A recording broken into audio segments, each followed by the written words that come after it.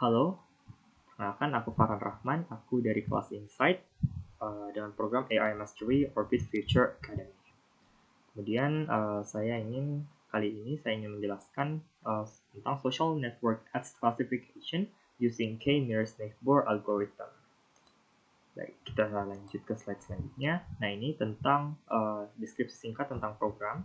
Jadi saya memilih program machine learning yang kedua, di mana dataset yang digunakan dalam model ini menceritakan beberapa kelompok usia tertentu memiliki pendapatan juga yang tertentu. Di mana program ini digunakan untuk memprediksi apakah audiens yang kita targetkan itu akan membeli produk atau tidak. Nah, kemudian di sini ada dataset yang saya sediakan juga, bisa dilihat juga. Nah, di sini adalah flowchart. Jadi kita percaya bahwa semua program yang ada sekarang pasti menggunakan flowchart. Nah, demikian juga dengan program ini, di mana kita memulai dulu untuk mengimport semua library dan juga meload datanya. Nah, kemudian kita melakukan beberapa exploratory data analysis, di mana tujuannya adalah untuk mengetahui karakteristik data kita dan juga untuk mengetahui apakah ada missing value dan juga mengklasifikasi apa sih target label kita nantinya seperti itu.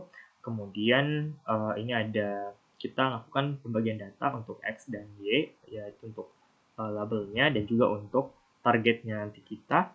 Kemudian ini ada modeling. Setelah membagi data kita melakukan model. Setelah itu kita melakukan read data, read nilai K-nya. Jadi membaca nilai K-nya, terus distance matrix dan juga melakukan tes data. Setelah itu kita melakukan update link, terus kita menghitung jarak setiap training sampel dan tes data. Kemudian kita mengurutkan jarak dan menentukan kategori untuk KNN kita.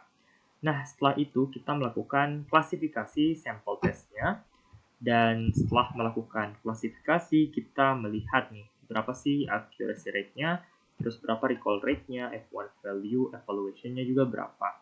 Dan kalau misalnya hasilnya sudah sesuai dengan harapan kita atau apa yang kita harapkan ya seperti itu, maka program selesai. Namun jika tidak, maka akan mengeluh ke atas itu di part update nilai K. Jadi akan update lagi nilai K yang sesuai untuk mendapatkan hasil dan performa program yang diharapkan. Baik, saya lanjut ke selanjutnya. Nah, di sini saya melakukan modifikasi program. Jadi ada beberapa part yang saya tambahkan. Yang pertama yaitu menambah beberapa exploratory data analysis dan juga mengubah nilai n underscore neighbors-nya menjadi 6. Nah, baik kita ke exploratory data analysis dulu.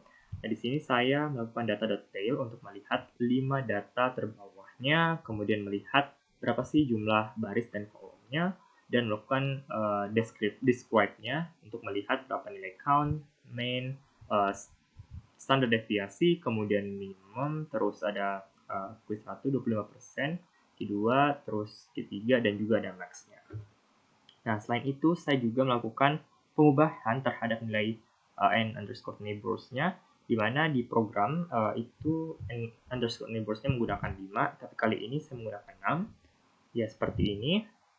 Dan saya melakukan beberapa visualisasi untuk melihat gimana sih karakteristik data dan perbandingannya. Di sini saya menggunakan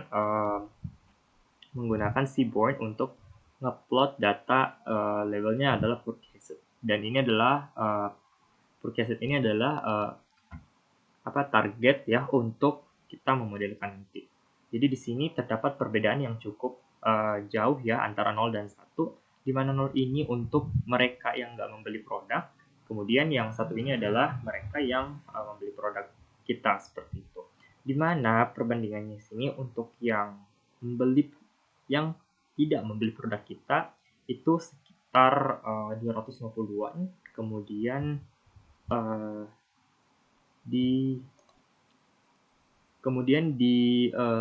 yang membeli produk kita itu ada sekitaran 140-an. Dan saya juga melakukan univariate analysis untuk dua variabel ini, dua feature ini. Yang pertama, feature pertama adalah age, atau umur atau usia, di mana ada dua displot dan juga boxplot.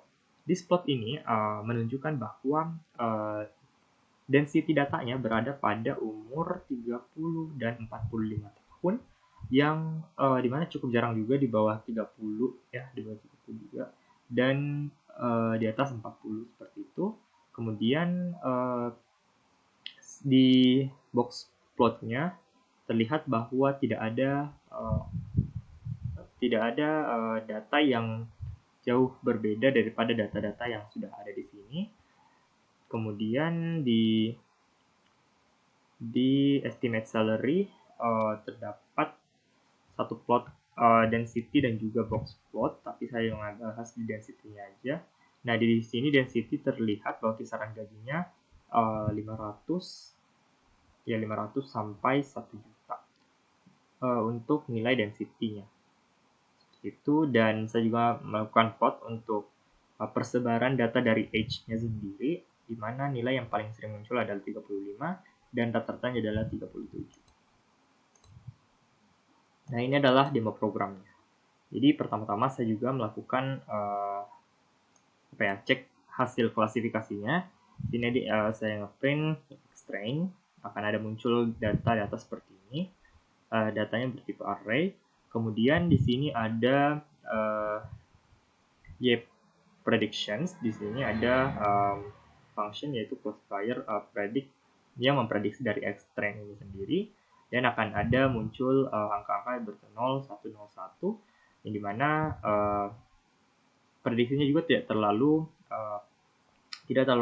akurat, tapi beberapa kesalahan juga terdapat di sini. Nah, kemudian saya juga mengecek klasifikasinya dengan memasukkan beberapa data, dan ini akan mengklasifikasi di apakah dia membeli apa enggak. Terus saya juga selanjutnya melakukan pengecekan akurasi atau performansi. Jadi performansi datanya ini, performansi untuk akurasi, untuk klasifikasinya dan prediksinya adalah 0,93 atau 93%. Nah, ini adalah classification report-nya, jadi bisa dilihat untuk precision-nya, berapa recall-nya, F1 score, dan juga ada support-nya. Nah, di sini accuracy, terus macro average, dan weighted average. Di sini terlihat bahwa accuracy-nya 0,93 atau 93%. Nah, selanjutnya tentu di akhir program kita ingin melihat sih bagaimana pola dari prediksi yang kita lakukan dengan cara melakukan visualisasi. Nah, di sini ada source code-nya, source code untuk memvisualkan data dari trend set, dan di sini adalah source code untuk melakukan visualisasi pada test set. Nah, terlihat di sini titik-titik di sini adalah data real-nya, data real di sini. Nah, terlihat bahwa terdapat perbedaan yang cukup signifikan dari trend set ke test set, di mana trend set ini persebaran jauh lebih banyak, terlihat lebih padat ya, di mana terdapat beberapa data yang misclassified di sini. Kemudian di data hasil visualisasi data untuk KNN test set, sini terdapat persebaran yang sudah lebih normal, meskipun ada beberapa kesalahan klasifikasi, tapi sudah jauh lebih sedikit dibanding trend setnya, seperti itu. Oke. Nah, melangkah ke analisis. Jadi pertama adalah balances atau keseimbangan proporsi data. Kali ini saya menggunakan proporsi 75% banding 25%. 75 untuk training dan 25% untuk testing. Kemudian akurasinya. Jadi selain itu saya menggunakan n_neighbor-nya atau nilainya itu 6. Memiliki akurasi tidak jauh beda, namun jika lebih dari atau kurang dari range 5, 6, atau 7, maka akan mengubah akurasinya atau menurun akurasinya.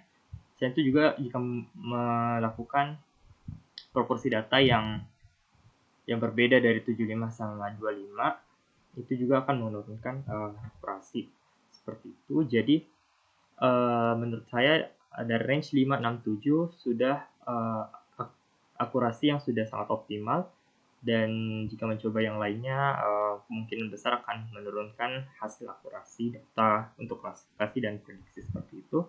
Dan untuk ketiga adalah visualisasi. Jadi yang gambar ini tadi, yang gambar bagian visualisasi KNN, trend set dan juga test setnya, terdapat bahwa 23 kesalahan prediksi, titik prediksinya. Terus visualisasi test set memiliki 9 kesalahan dalam prediksi seperti itu. Dan terakhir adalah analysis of result, di mana umur dari rentang 30 sampai 45 tahun cenderung tidak membelinya. Sedangkan orang dengan umur mungkin lebih dari sama dengan 50 tahun itu membelinya. Kemudian mereka yang memiliki gaji dari 1 juta cenderung membeli produknya, dan sedangkan yang di bawahnya itu cenderung tidak membelinya. Kemudian kita move ke conclusion atau kesimpulan.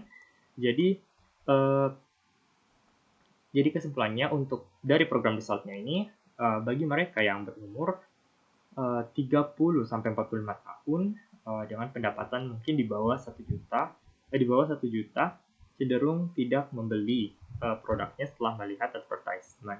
Kemudian umur yang berada di rentang lebih dari atau sama dengan 46 sampai 50 tahun dengan pendapatan yang di atas 1 juta cenderung membeli produknya. Kemudian kesimpulannya untuk algoritma yang kita gunakan itu KNN. Key Nearest Neighbor adalah algoritma supervised learning yang mengklasifikasikan poin data baru ke dalam target class dengan mengandalkan fitur-fitur poin pada tetangganya. Baik, sekian dari saya. Mohon maaf jika terdapat kesalahan. Assalamualaikum warahmatullahi wabarakatuh.